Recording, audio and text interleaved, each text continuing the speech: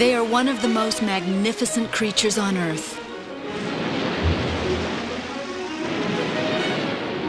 Graceful and intelligent. They are the largest of the dolphins and also the ocean's greatest predator. They are called killer whales, orcas. This is the account of one orca that attracted the world's attention. We first came to know him as the star of the hit film Free Willy.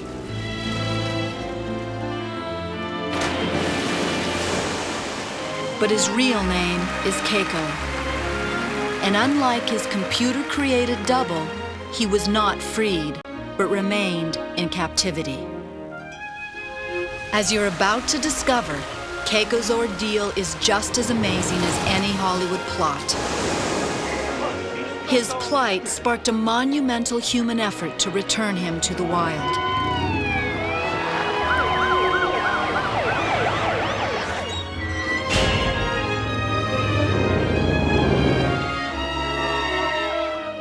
Join us now for the true story of Free Willy and Keiko's incredible journey home.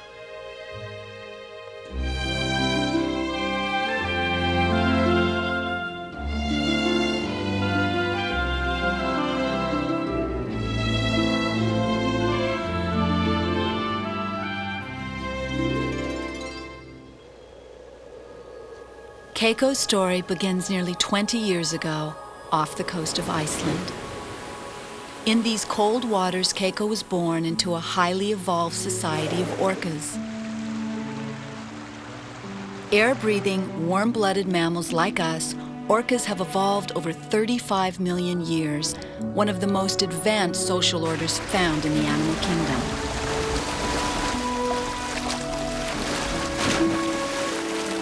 Among their own, they live a peaceful life of social harmony and cooperation.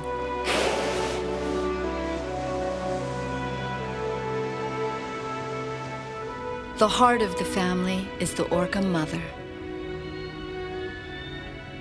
Like all wild orcas, Keiko would have lived with his mother his entire life in a closely bonded family of brothers, sisters, and his maternal grandmother.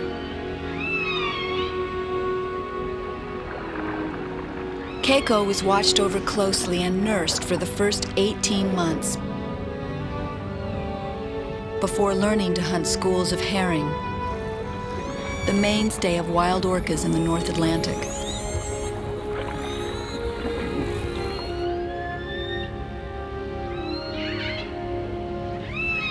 Each family of orcas communicates through a complex language of whistles, clicks, and cries. Keiko would have quickly learned to recognize the distinct dialect of his family. Even in the dark depths of the ocean, orcas can recognize each other's calls from miles away.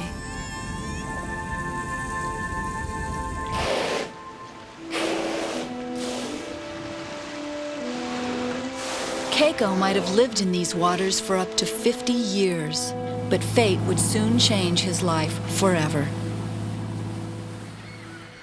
The waters of the North Atlantic are rich with schools of herring, hunted not only by orcas but by humans as well. Always alert to new opportunities, the orcas have learned to follow herring boats, knowing that a free meal awaits them. Keiko's family had also learned this technique. Though the older whales know to stay clear of the nets, the young ones are often overcome by the sight of so much food and are trapped. Normally, fishermen will release the young whales before they are harmed or the nets damaged.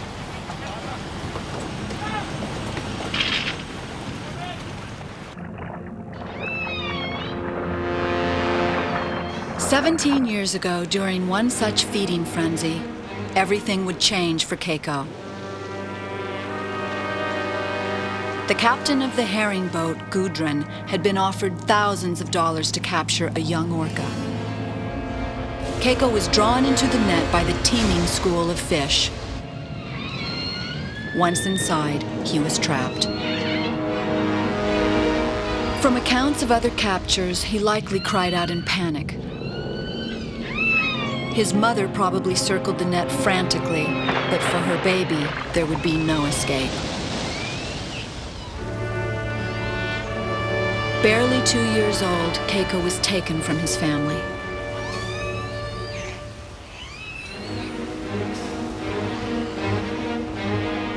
His journey into the world of humans had abruptly begun. Orca captures in U.S. waters ended in 1976. And whale traders next came to Iceland to find young animals for a growing industry. Young orcas like Keiko were selected for their ease in handling, transport, and later training. Having survived the trauma of the capture, Keiko is now a very valuable commodity.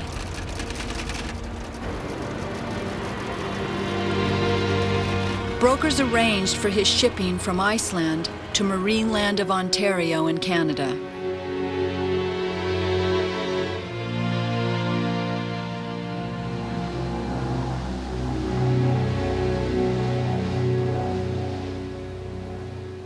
Here in Ontario, Keiko joined 6 other orcas being trained for sale to amusement parks.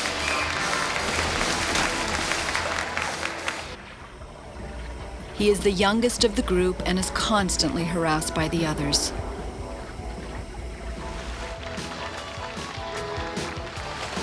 Timid, he becomes less marketable and remains in Canada for another 5 years. Then in 1985, Marineland is approached by a park in Mexico City. Keiko is sold for $100,000. His arrival at Reno Aventura Amusement Park is received with great enthusiasm, and he quickly becomes the star attraction.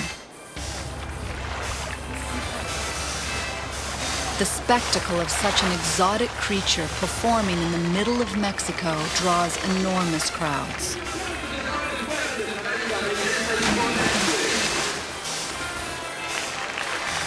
Over the next 7 years, Keiko's size increases dramatically, and his fame grows to celebrity status.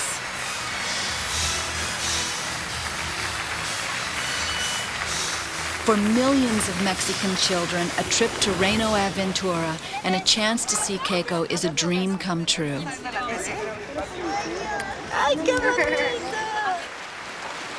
Then in 1992, Keiko's life takes another strange turn when he lands in a Hollywood movie. The film's producer, Lauren Schuler Donner, casts him in the title role of Free Willy.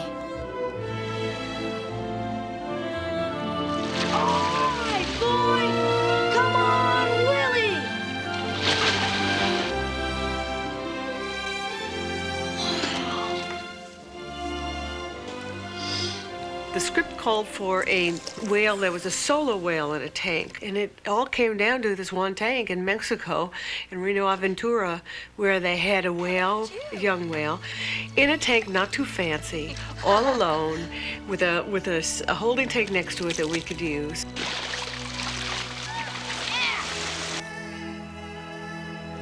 Let's free Willy. He's got family out there. I heard him. We gotta hurry! He's not doing so good! Don't let that whale get away!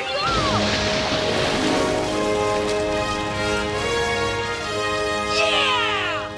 Co-producer Jenny Lou Tujan also recognized Keiko's intelligence and became concerned for his well-being. I think that everyone on the crew, and certainly the cast, came to have their own special relationship with Keiko. That's when our commitment really began, because we knew his plight, and we knew that Keiko had to have a new home. Keiko was living the real life Free Willy. People, of course, would say, well, what are you doing? Why don't you free this whale? And it was like, people, I think, thought we could take the whale, airlift it, drop it into the water, and that would be that. But we couldn't. Keiko would have died. When the filming ended, no one felt that Keiko should be abandoned in Mexico City. With complete cooperation from Reno Aventura, the producers contacted Dave Phillips, an experienced whale protection activist, to help devise a rescue plan. And so we began working with Warner Brothers, and really this had never been done before. There'd never been a tie-in between a major Hollywood film and a conservation organization working to save wildlife. And so none of us really knew what to expect. We put the number 1-800-4-WHALES at the end of Free Willy, and all of a sudden the switchboards started to light up. Over the course of the next several months, we got 300,000 phone calls. People called from all over the world wanting to get involved with efforts to save the world's whales, and a lot of them were calling because they had heard about the plight of Keiko. After 2 long years of intense negotiations, Dave Phillips finally announces a deal. Reno Aventura has agreed to donate Keiko to the newly formed Free Willy Foundation. But I do think that we have a carefully outlined plan with top scientists in the world working on it and excellent cooperation, and I think that this is the beginning of a very happy ending. For all the people, the skeptics who said, it's too expensive, it's too logistically difficult, too many permits, too many governments, too many conflicting veterinary opinions, the kids were always there saying, you've got to make this happen, we won't accept no. All these kids from around the world started becoming the force behind the plan for doing the right thing for Keiko. They put the pressure on Warner Brothers. They put the pressure on Reno Aventura to do the right thing. For 5 years, trainers Carla Corral and Renata Fernandez have cared for Keiko day and night and are his closest companions. He's very kind. He's very noble, intelligent also, and I would describe him like a little kid. He's the most beautiful animal in the whole world. I think he's my best friend. He's everything to me. But he's really gentle and he really cares for us. Keiko's really capable of love, but we feel it every day, and there's something that words cannot explain. I think he really trusts us a lot, and he understands, and he kind of talks to me in his way, you know. I think he's even smarter than we are. As the Free Willy Foundation begins to examine Keiko's living conditions, they find that while he enjoys excellent care from his trainers, there should be great concern for his physical health. Blood tests reveal a weakened immune system. The size of Keiko's pool is too small, and his dorsal fin is atrophied due to lack of exercise. Keiko has a pronounced skin rash caused by a papilloma virus.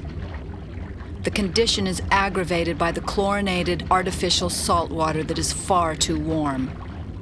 He must be moved as soon as possible. But because his virus may be contagious, he cannot be transferred to a park with other orcas. With no facility available, the Foundation searches for a coastal site where it will build the world's first whale and dolphin rescue center, with Keiko as its first tenant. A location is found at the Oregon Coast Aquarium near the town of Newport. Here, emphasis is on the rehabilitation of wildlife rather than performance or entertainment. But never has there been a patient the size of Keiko.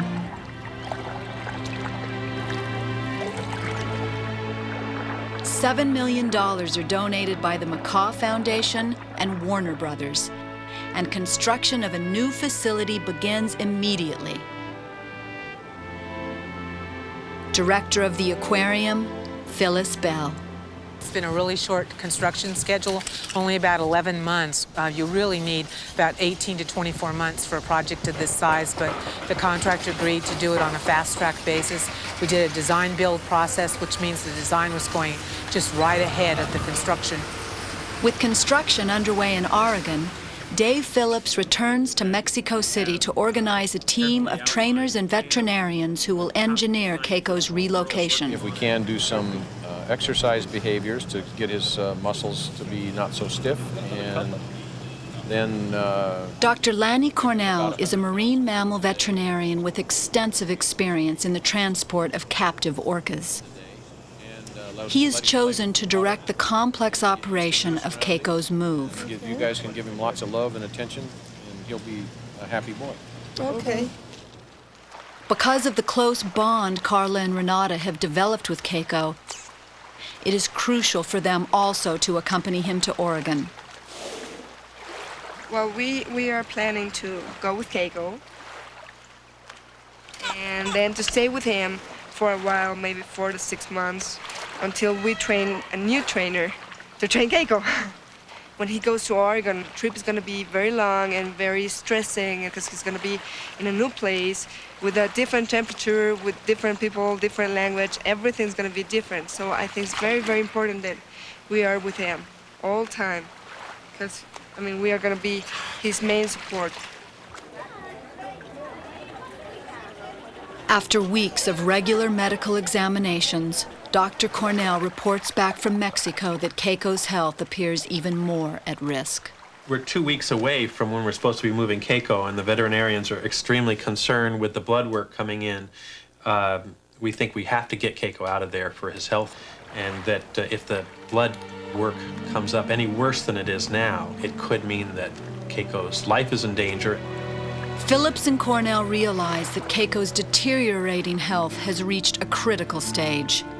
If they wait too long, he might never survive a move. 10 months have now passed, and Keiko's new home is rapidly nearing completion. A lot of worry, a lot of headaches, and a lot of sleepless nights since February. There's just a lot of stress. All the life support systems running. We'll be working on that for the next several weeks. Right now, we're just flowing on adrenaline. There's a lot of cosmetic things we'll still be cleaning up for the rest of this month. But we're ready for Keiko. His home is ready. In Mexico City, a C-130 cargo plane arrives, donated by United Parcel Service for the move. A massive construction crane is positioned. It will lift the huge container in which Keiko will ride.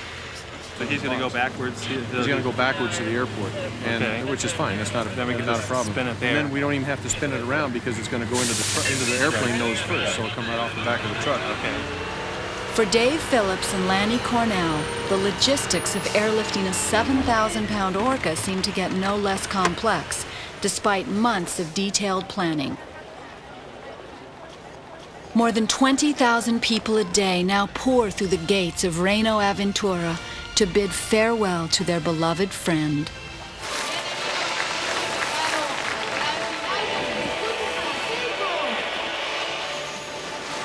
On the last day, Keiko's final performances are sold out.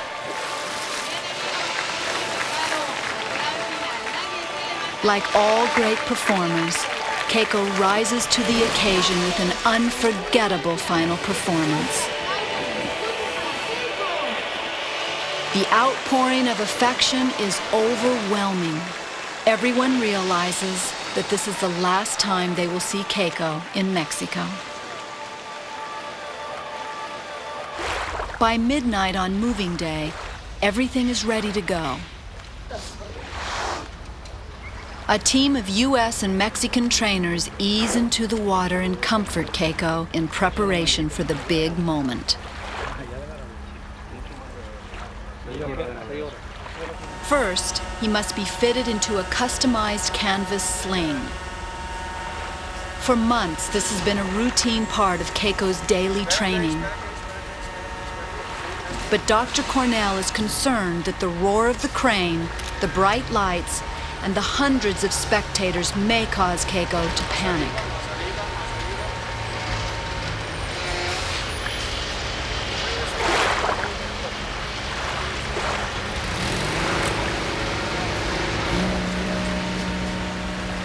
With the sling finally in place, Carla and the others dry Keiko before covering his back with a moisturizing cream to keep his skin from drying out during the long trip. Their soothing touch gives Keiko final reassurance before he is lifted from the water.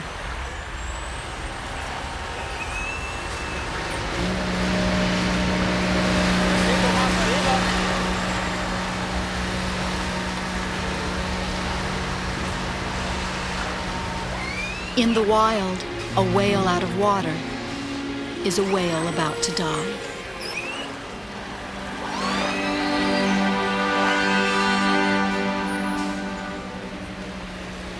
All are now given to wonder. What thoughts must be flooding his mind?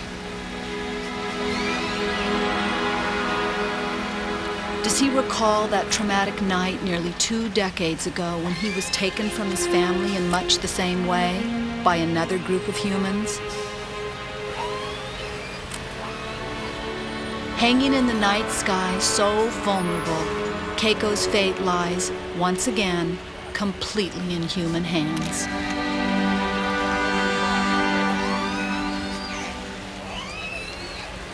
Keiko could never survive a fall from this height. He must remain calm and not panic.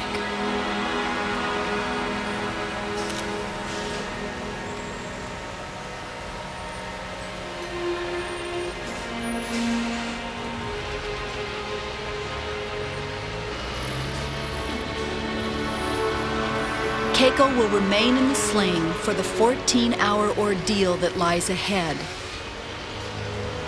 3,000 pounds of ice are added to water that half fills his container. It is essential that Keiko stays cool. Warm-blooded, orcas can overheat and suddenly die during transport.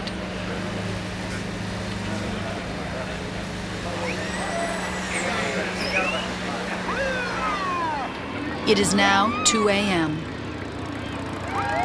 A secret route to the airport has been planned by the Mexican authorities, but Keiko's departure is anything but secret. No one is prepared for the scene that awaits the convoy outside the gates of Reno Aventura.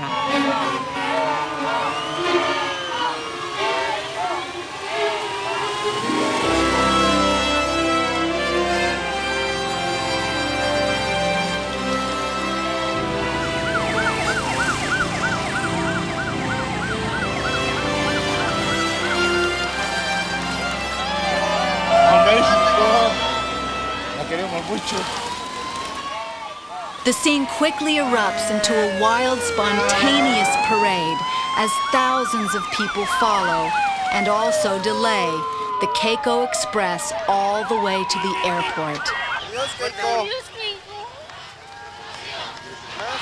Pretty incredible. Way beyond anything I would have expected in my wildest dreams. Really amazing. I mean, at this hour. At this hour. Gosh.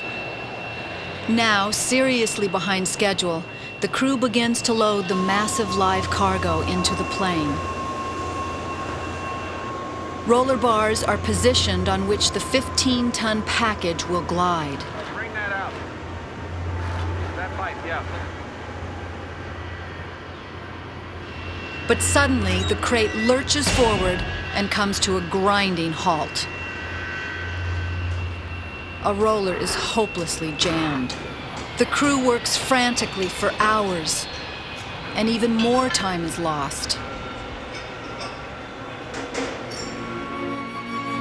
Could it be that Keiko has come this far only to die, stranded on a runway? His vital signs are monitored, and Carla and Renata do their best to reassure him.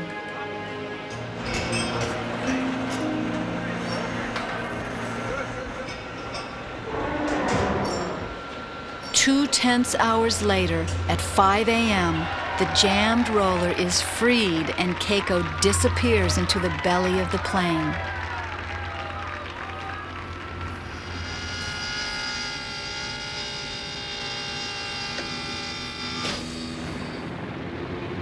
Due to weight limitations, only Doctors Cornell and Solorzano will accompany Keiko on the long flight. The others will follow in a smaller plane.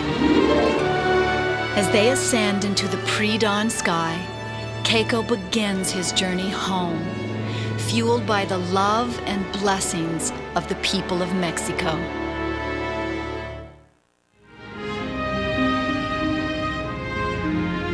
Two hours behind schedule, Keiko's plane must first land in Phoenix, Arizona for refueling. Keiko's body heat has melted all of the ice. The water in his container has become much too warm.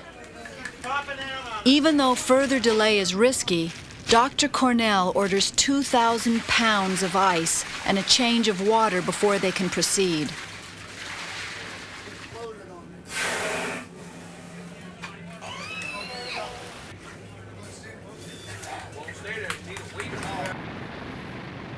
The flight crew then receives a report that bad weather threatens to close the airport in Newport, Oregon. Rerouting the plane would mean another setback. But bad weather ahead gives them less than 2 hours to complete the original flight plan. For Keiko, the odds seem to be getting worse. It's now a race against the wind and rain closing in on the Oregon coast. But at last, with a break from Mother Nature, air traffic control clears the plane for landing.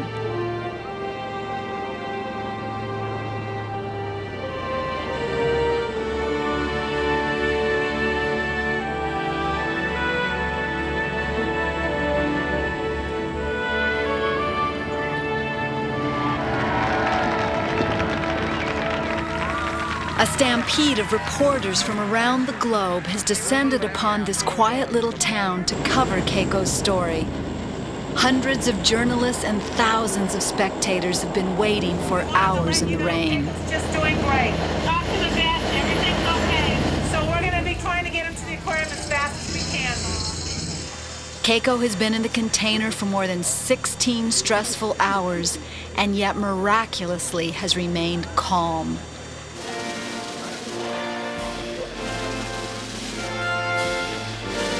The small town of Newport turns out to welcome their new resident.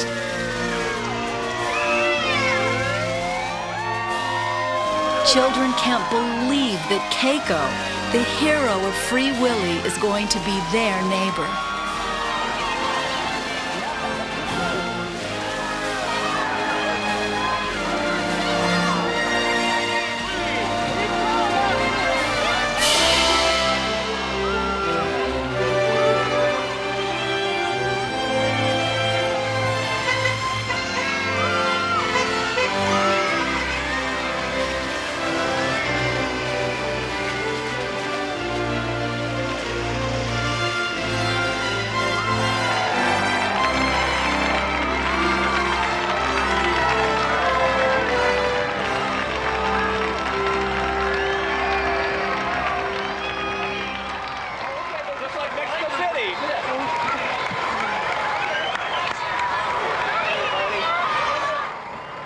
The entire world watches via satellite. The first leg of Keiko's incredible journey is about to come to an end. Exaltation soon gives way to concerned apprehension. One last and most dangerous maneuver must first be accomplished.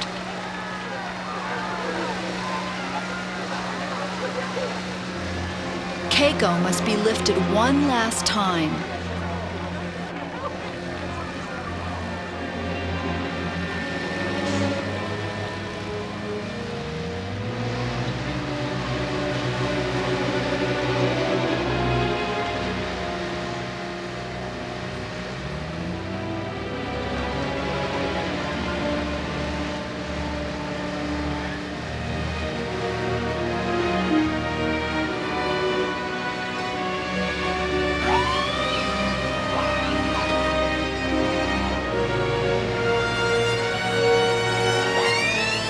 Suspended 45 feet above the cameras, Keiko's patience and trust must now surely be tested.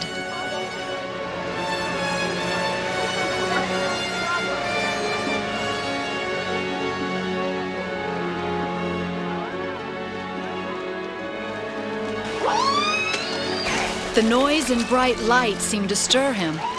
Or perhaps it's the sight and smell of the salt water. Whatever the reason, it appears that Keiko will wait no longer.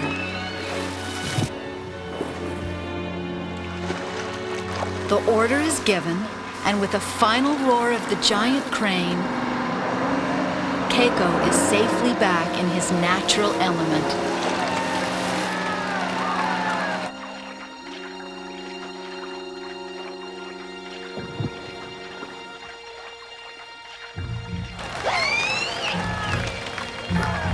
Suddenly, it appears that he may be caught in the cables. His trainers risk life and limb to make sure that he's clear. And finally, Keiko swims free into the cold blue water of his new home.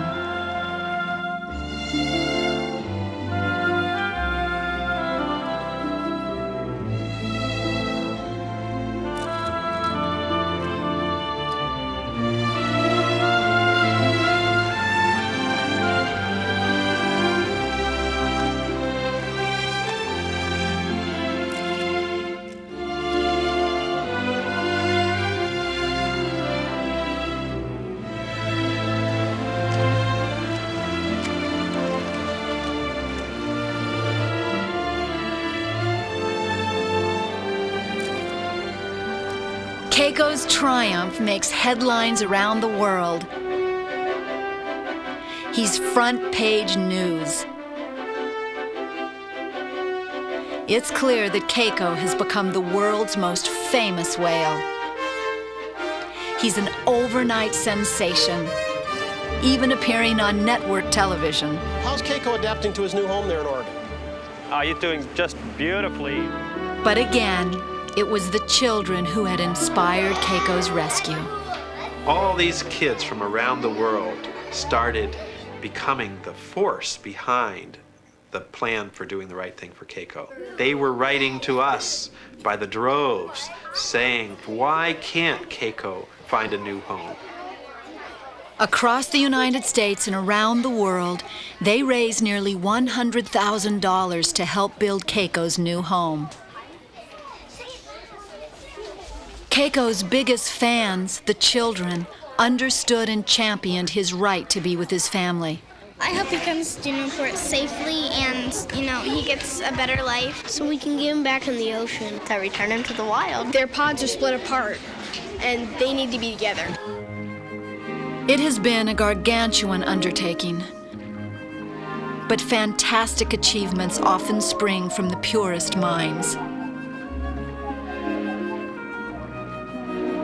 And so, Keiko, who once floated here only in the clear blue of our imaginations, awaits our next move to guide him safely on his journey home. Within days of Keiko's arrival, it seems clear that he enjoys his new home. For the first time in over 15 years, he is able to dive and leap, to all-out swim in cold, natural seawater in a place 5 times bigger than his pool in Mexico. In a rare display, Keiko suddenly begins to vocalize.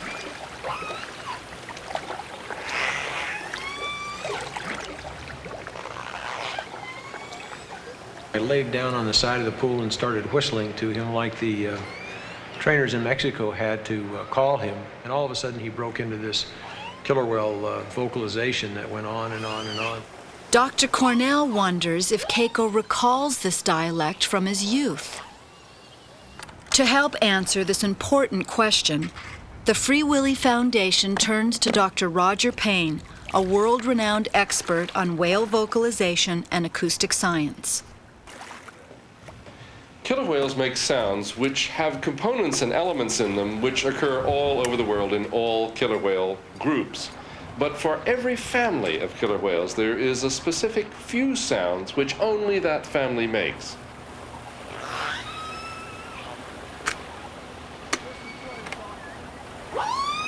Dr. Payne enters Keiko's vocalizations into a computer program that converts the sound into an image, or spectrograph.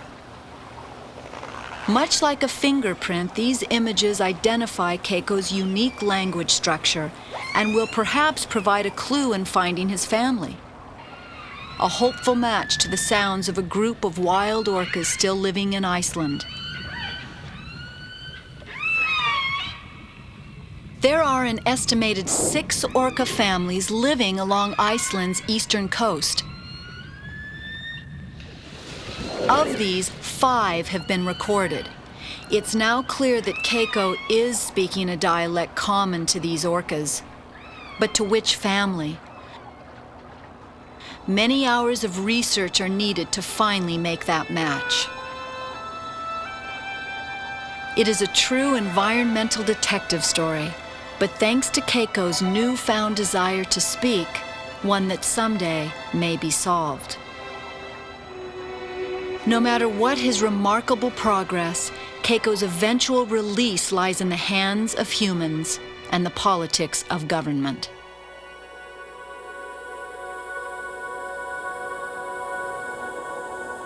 Iceland. A rugged island nation of 250,000 people, derives more than 3/4 of its economy from fishing.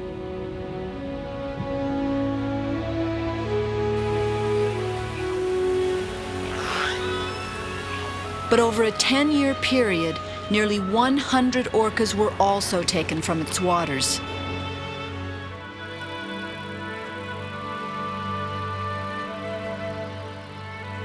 President of the Icelandic Whale Friends Society, Magnus Skepardisson, recalls the controversy. We managed to get the nation a little more aware of what is behind this. This is a suffer for these individuals. I think all animal abuse is bad, especially if you abuse animals that are aware of what's happening. And look on this incident. These were 2 or 3 years old babies that were taken here in 1979 when Keiko was caught here and taken imprisonment. And he hasn't seen his family all his life. Imagine how furious the world would be if a child would have been taken from their family and taken into slavery for some exhibitionism in the world. So I'm more glad than any words can express that I will be very, very glad when Willy will come home and will be released into its natural environment where its family most likely still is. The news of Keiko's plight first reached Iceland in 1994, shortly after Free Willy was released. The small village of Eskifjord was one of the first to volunteer their help. One idea proposes that Keiko could live in a fjord, protected by a sea pen, until his ability to survive in the wild is tested. There could hardly be a better place than Eskifjord for Keiko's eventual release. Located along the migration route of Iceland's orcas, Keiko would be able to hear and respond to others of his kind.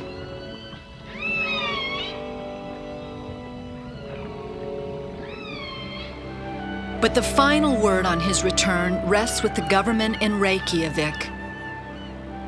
And just like negotiations in Mexico, politics will determine the outcome. Keiko continues to make remarkable progress. Constant swimming has brought him newfound strength and energy.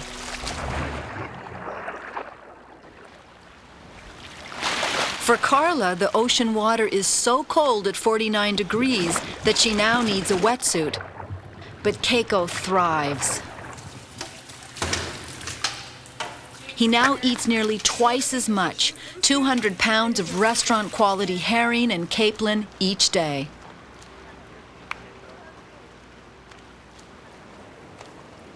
In 6 months, he has already gained over 1,000 pounds. His flippers have increased an amazing 6 inches in width, and he's already grown nearly a foot in length.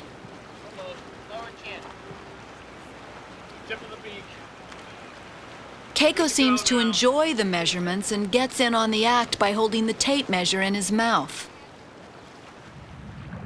But most amazing is that his skin virus has nearly healed. The improvement of the lesions from when Keiko first arrived to 6 months later is astounding. Dr. Cornell believes the combination of cold natural seawater, better diet, and freedom from the stress of performing have all contributed to his healing. At this rate, Keiko's virus could be gone within the year. A big screen TV has been installed so that Keiko can watch and listen to wild orcas. He's attracted to it and seems to enjoy scenes of orcas leaping. He's looking much healthier. I mean, the papilloma is looking amazing. It's just definitely much better. He's more active and he's gaining weight. He's acting silly all the time. He's playing and he's really active. He really looks healthier and happier. After 15 years of being hand-fed, perhaps the most important tool Keiko must learn is to hunt for food. Nolan Harvey supervises training sessions where Keiko learns to recognize and locate hidden objects. Well, one of the first things we've done with Keiko is teach him to respond to the shape. This is his shape, this primary shape. The idea is to use his brain, to get him to start thinking, maybe start hunting down an object, looking for a specific object, which hopefully will give him the idea that he can use his brain to go out and find things. Good boy! And it is just the basis of starting on a hunting type of behavior within this pool. Most revealing of all are the results of the blood tests. Keiko's immune system is far stronger than at any time before, an indication that the team's plan is working.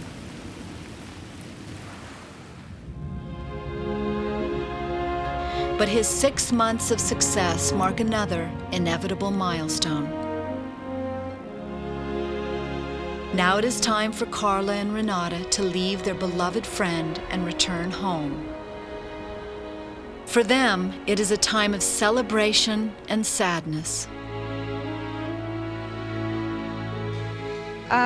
When the time comes to say goodbye, I'll definitely say, oh God, this is hard. I'll say I love you very much. I don't know, this is very hard. 5 long years of caring must come to an end.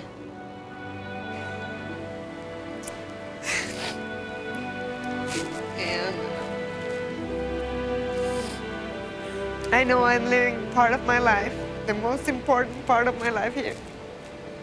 So, that's it.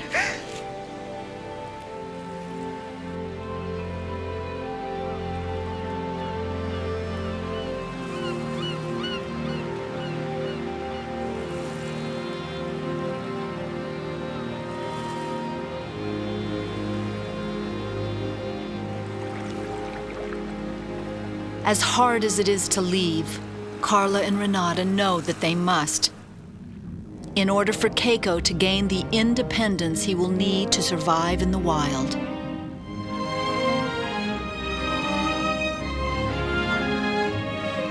Keiko's journey home is in part a story of human nature.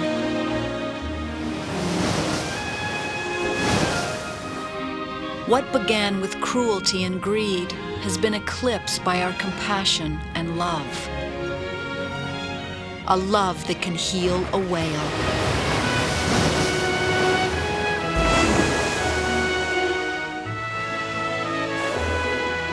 A love that can heal us all.